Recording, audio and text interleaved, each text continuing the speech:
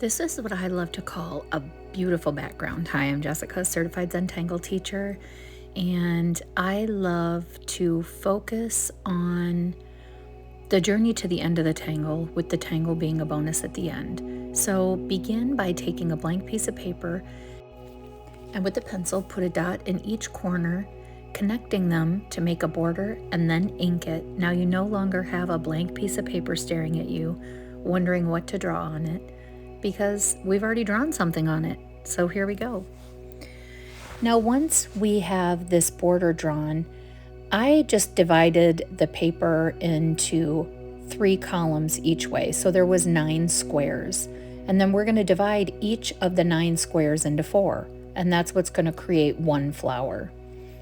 And so the flower is going to be mixed with petals, some printemps, fescue, and then just lines. So I split this first square into 4 and put an orb in the center. And now I'm just creating a petal. So I'm tethering lines to the center orb and to the corner, the furthest corner, in each of the 4 corners of the square.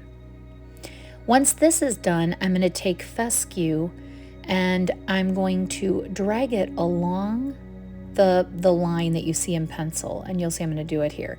So first we're going to ink the line, because that's what we're going to have the fescue go right up against and bring it towards the flower. So you can see how I'm taking my pen and showing you how we're going to draw this fescue. So we're going to go down the line, take off from the line, we're going to land on the petal of the flower and create a fescue. Now for this one I filled them in. Some of the other ones I didn't fill them in. But again, I am showing you the basic of the tangle, and then once you have the basic of the tangle, what you do from there is yours. I show you the basics and then make it your own. That is the best part of tangling, in my opinion. So we're going to do this all the way around. And then once we have that all the way around, we're going to decide what we want to put inside of the petal. When we did this live, everyone gave many different options. So we did a couple of different things throughout this kind of floral background pattern. And you'll be able to see that as we go along.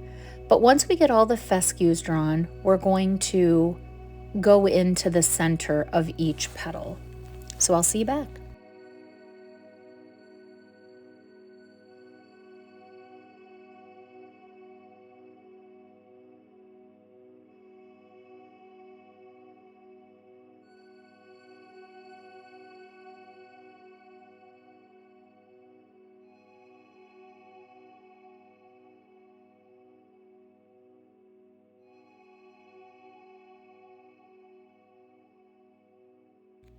So now we're at the center of the petal, and I just drew a little curvy line, and then I drew orbs, larger to smaller. And I did this on each petal, but at the very end, after I did each petal, I added kind of like some veins, almost as though it was a leaf versus a petal.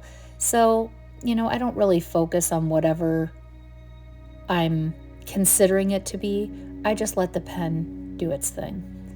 And that's the best part of kind of letting the ego go. I have found that my art speaks for itself instead of, drawing whatever everyone else has drawn. It really becomes my own. So here you can see those little kind of veins I'm drawing off of the flower. Now we go to do the next one, and the next one I start with the orb and then just have the lines cross inside of it. And I do the same thing with the petal, only this time I let the fescue be open. I didn't ink the inside of it. And then we do a little bit something different on the inside of the petal. So I'll see you back.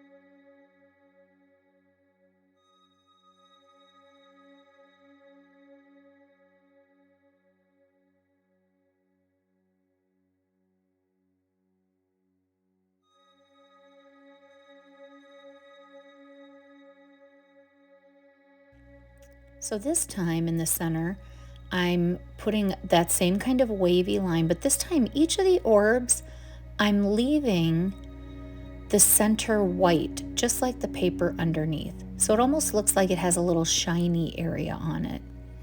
And I'm going to do that with each one.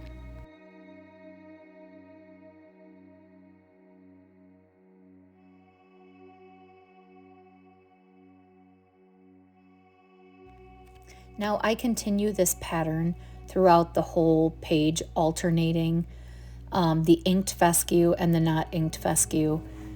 And you can do whatever makes you happy. If there's one you like better than the other, then that might be your whole page. It's completely up to you.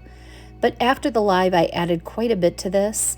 I decided to put some Printemps inside the fescue area. I began to add a little bit of shading. I usually do this first before I add any more ink because it gives me an idea of what I'm going to be doing for shading. There's no rhyme or reason to my shading. So the background here, I knew it was going to be hard to shade without having just too much graphite. So I decided to draw just lines in the background. And at first I started with them one direction and then I ended up having them cross. So it really ends up being all the lines one way and then the other way, which created a really cool contrast all on its own without needing any graphite really. So that's what I'm doing here. So enjoy this part. And like I said, it's just lines straight across in one direction. Then I turn the page 90 degrees and do it the same the other way.